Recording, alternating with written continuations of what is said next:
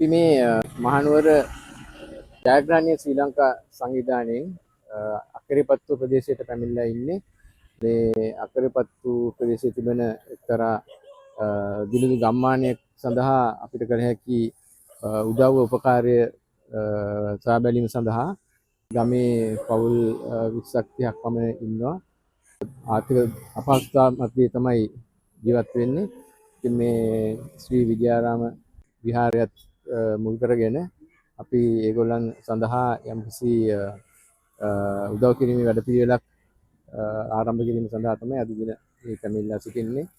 දැනට අපි යම්කිසි දුරකට වියලි ආහාර, ඒ වගේම පාසල් දරුවන් සඳහා පාසල් පොත්, ඒ වගේම පාසල් උපකරණ වැනි දේවල් සහ අඳුම් පැළඳුම් වැනි දේවල් අද රැගෙන යනවා.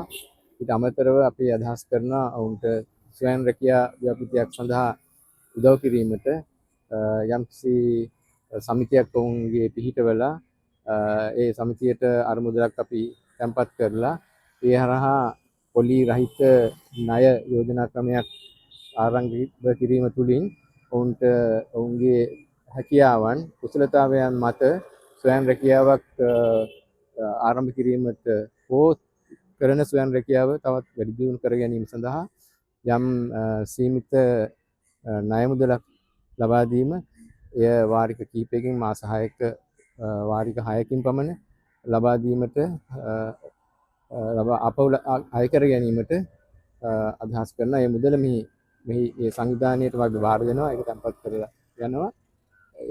ඒ මුදල නැවත නැවතත් ඔවුන්ට ඒ ආපසු ලැබෙන මුදල එකතු කිරීමෙන් අලුත් කණ්ඩායමකට ඒ ණය මුදල ලබා දීමේ ඒ ස්වයං රැකියා දිගටම කරගෙන යාම සඳහා උදව්වක් ලබා දීම සඳහා කටයුතු කිරීම තමයි අපේ අදහස.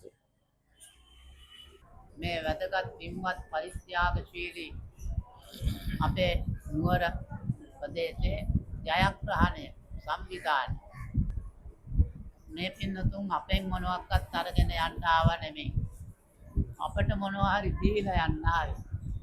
මේ පළාතේ තියෙන මේ එකම බෞද්ධ විහාරස්ථානයේ දායක කාරකාදී කටයුතු කරන ඒ සත්පුරුෂ පින්නතුන් නල දෙමළ මේ ශිෂ්‍ය ශිෂ්‍යාවන්ට මොනවා හරි පොත්පත් පරිත්‍යාග ඒවා කරලා අපේ විහාරස්ථානයටත් මේ ධර්මශාලාවට සුදු පිළියම් කරගන්නට ඒ සායන් එහෙම රැගෙන ආපු අපේ ඒ සභාපති වික්‍රමසිංහ මහත්මයා, ඒ වගේම ලේකම් මෝහන් මහත්මයා මේ ඉදිරිපිට දෙන එතුමා ප්‍රධාන මේ කාර්ය මණ්ඩලයට අපි ඉත සිතින් ප්‍රාර්ථනා කරනවා කිසියම් කරදරයක්, කිරියරයක්, විපත්තියක් ලෙඩක් සතුරු බලපෑමක් නොවෙත්වා. සියලු සහනය සැනසෙල්ල මේ ඇත්තන්ට ලැබෙත්වා. ඒ වගේම මේ වගේ සත්පුරුෂ වැඩ මේ රටේ හැම ප්‍රදේශයකම කරගන්නට මේ ඇත්තන්ට ශක්තිය ධෛර්යය තව තවත් ලැබේවා. අපේ අනුනායක හාමුදුරුවෝ, අස්කිරි අනුනායක හාමුදුරුවෝ මේ වගේ දුප්පත් තැනකට අද වැඩම වීම අපිට මහා සන්තෝෂයක්. මීට කලින් මේ වගේ අපේ අස්කිරි අනුනායක හාමුදුරුවෝ වගේ මේ ස්වාමීන් වහන්සේලා වැඩියේ නැහැ. මේ පාරෙන් පොතු වෙලා අරුගම්බේ මූදේ නාලා යන්න එනවා මිසක් මේ පන්සලට කොට වදින්නේ අනේ මේ දුෂ්කර පන්සලක් නේද කියලා. ඉතින් අපි මේවා බොහොම අමාරුවෙන් මේ දක්වා කරගෙන ආවා. ඉදිරියටත් අපි සැපක් විඳින්නේ නැහැ. දැන් මගේ වයස අවුරුදු 75ක් වෙනවා. එතකොට ඉදිරියටත් අපි මේ වගේ සත්පුරුෂ පින්තුන්ට උදව් උපකාර කරන්න ඕන.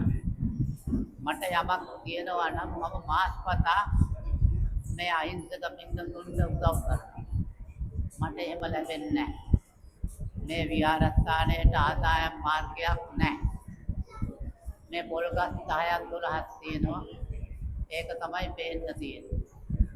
වතුර බිල, ලයිට් බිල මාසෙකට 30000ක් වෙනවා. මාසෙකට 30000ක් වෙනවා. ඉතින් ඒවත් ගෙවාගෙන අපි කොහොම හරි අපි වළඳපු විදියට දාන ටිකක් වැළඳුවා. පාසල පොතිල පන්තිලේ නේ මෙහෙට ඇවිල්ලා කරා ටික දවසක් උගුරු ගොඩක් ඉස්සරහට අපි කොච්චර දුරද මෙහෙම?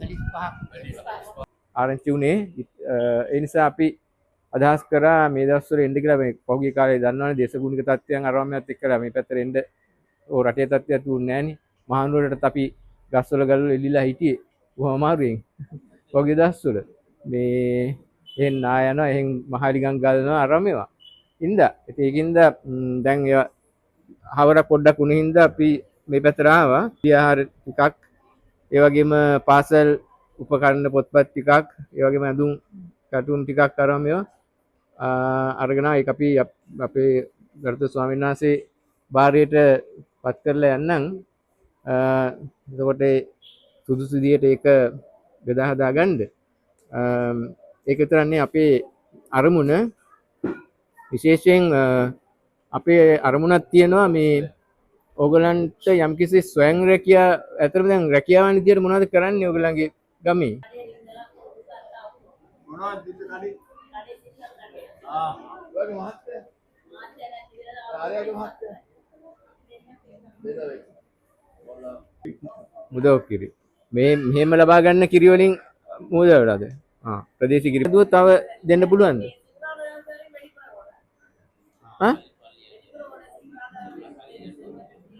ඔව් එතකොට ඒ කියන්නේ ඉල්ලන ප්‍රමාණයට සපයන්න බැරි සමහර දවස්වල ළමයි කීයද ඉන්නේ ළමයි 7ක් ඉන්නවා 4 දෙනෙක් 4 දෙනෙක් බැඳලා ඉන්නවා වීර මාතාවක් හොඳයි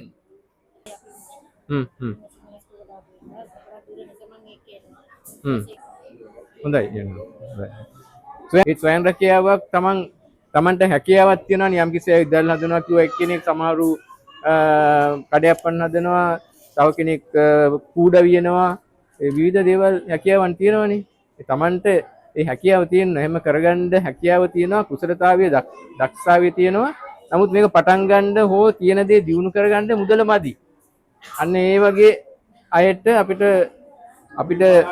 අපි ක්‍රමවේදයක් හරි ගස්සලා තියෙනවා ඒක සමිතියක් කරන හැටි කියන්න පුළුවන් කොහොමද කරන්න කියලා මූලික වශයෙන් ඒක අපි 50000ක් වගේ මූලික වශයෙන් ණයක් දෙනවා ඒක වාරික වශයෙන් මේ ව්‍යාපෘතිය අපි ගම් කීපයක කරලා තියෙනවා දැනට අවුරුදු 2ක් විතර ඒවා සාර්ථකව යනවා ඉතින් මේ ගමත් අපි හඳුනාගත්තා මේ වගේ දෙයක් ක්‍රියාත්මක කරන්න හොඳයි කියලා දැන් ණය මුදල් දෙන ආයතන තියෙනවනේ නේද? ෆිනෑන්ස් කම්පැනි ඕන තරම් තියෙනවා.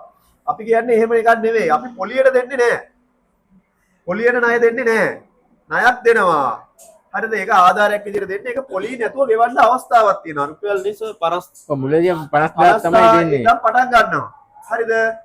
එතකොට දැන් ඔයගොල්ලෝ පොලිය ගෙවන්න ඕනේ නැහනේ. තේරෙනවද මම කියන දේ? නිකන් දෙන්නේ නැහැ. හැබැයි ගෙවන්න ඕන. එතකොට ඕගොල්ලෝගේ මොකක් හරි රැකියාවක් ස්වර්ණ ක්‍රියාවක් කරනවා නම් අපි ඒකට ආධාරයක් දෙනවා. හැබැයි ඒ ස්වර්ණ ක්‍රියාව ඔයගොල්ලෝ දිගටම කරනවා කියලා පෙන්වන්න ඕන. ඒකේ දියුණුව පෙන්වන්න ඕන.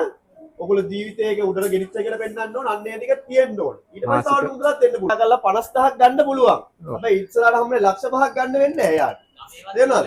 අවංකව කරගෙන ලක්ෂ 50000 අරගෙන මාරු වෙන්න පුළුවන් 50000 විතරයි කාලා බිල විනාශ කරලා ඉවර ගන්න පුළුවන්. හැබැයි හරියට ව්‍යාපාරය යොදවලා කරුවොත් එහෙම අපේ ජයග්‍රහණයේ සංවිධානය උදව් කරනවා. එතකොට තව 50000 ගත්තා නම් ලක්ෂ 5 දක්වා පොලි නැතුව ගන්න පුළුවන් වෙයි.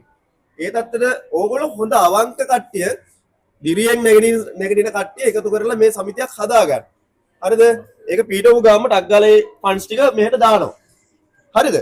දැන් අපි බෙදලා යනවා මේවා බෙදලා ගියාම ඕගොල්ලෝනේ දවසන් දෙක ඔය ඉවරයි. එහෙම නෙමෙයි මේක අපි නිතරම මේකට වෙලා ඕගොල්ලන්ගේ අඩුපාඩු හොයලා පන්සල ඊට පස්සේ පාසල් ඊට පස්සේ මොන්ටිසෝරි ඒ වගේ අඩුපාඩු හොයලා දියුණු කරලා දෙනවා.